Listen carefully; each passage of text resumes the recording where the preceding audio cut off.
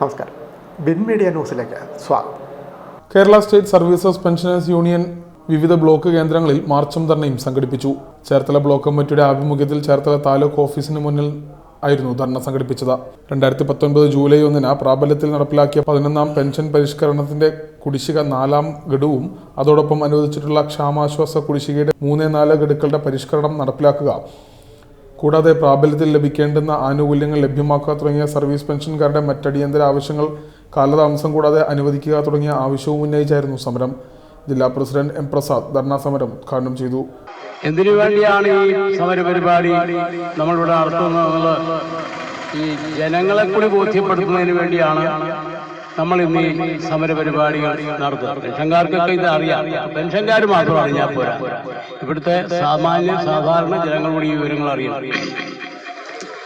നമ്മളുടെ 11ാം പെൻഷൻ ശമ്പള പെൻഷൻ പരിഷ്കരണം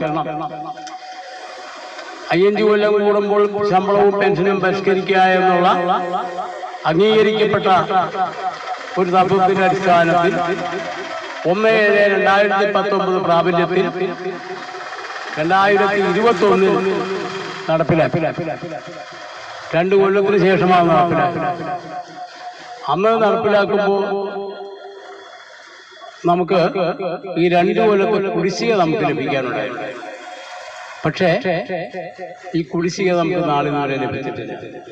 അന്നത്തെ ഉത്തരവില് സർക്കാർ പറഞ്ഞു വരുന്നത് ഈ കുടിശ്ശികയെല്ലാം 2021 ഏപ്രിൽ, മെയ്, ഓഗസ്റ്റ്, നവംബർ എന്നീ മാസങ്ങളിൽ നൽകിക്കൊള്ളാമെന്നാണ്. ആ ഉത്തരവ് പ്രകാരം തന്നെ ആദ്യത്തെ 2 ഗഡു, അതായത് ഏപ്രിൽ മാസത്തെയും മെയ് മാസത്തെയും ഗഡുകൾ കൃത്യമായി സർക്കാർ തന്നു, അതിൽ ആക്ഷേപമില്ല. പക്ഷേ ഓഗസ്റ്റ് മാസത്തിലെയും നവംബർ മാസത്തിലെയും കുടിശ്ശിക നമുക്ക് എന്നാ ലഭിച്ചിട്ടുള്ളത്? ഓഗസ്റ്റ് മാസത്തെ തരാമെന്നും 2021 ഓഗസ്റ്റ് മാസത്തെ തരാമെന്ന് പറഞ്ഞ സൂചിക നമുക്ക് നൽകിയത് 2024 ഏപ്രിൽ മാസത്തിലാണ്. 2021 നവംബറിൽ തരാമെന്ന് പറഞ്ഞ കുടിശ്ശിക നമുക്ക് നാളിതുവരെ ലഭിച്ചിട്ടില്ല.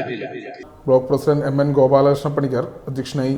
K Karthikeyan, S Purushothaman, G Karthikeyan, D Appukuttan, N Sarasamma, Bharathamal തുടങ്ങിയവർ സംസാരിച്ചു. ബ്ലോക്ക് സെക്രട്ടറി ബാലചന്ദ്രബാബു സ്വാഗതവും പി ടി വർഗീസ് നന്ദിയും പറഞ്ഞു.